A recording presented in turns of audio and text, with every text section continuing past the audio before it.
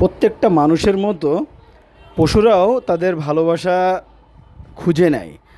যারাই তাদেরকে ভালোবাসে তাদের কাছেই তারা সে ভালোবাসাটা নিতে চায়। এই ছাগলটা দেখেন, আমার মেয়ে তাকে আদর করতেছে আর সে কীভাবে করে আদর নিচ্ছে।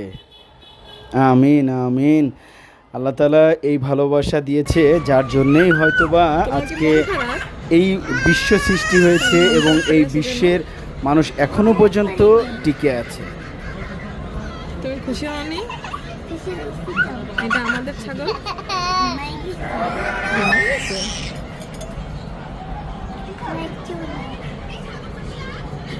তোমার কোলের ভিতরে ঘুমাই গেছে, দেখছো?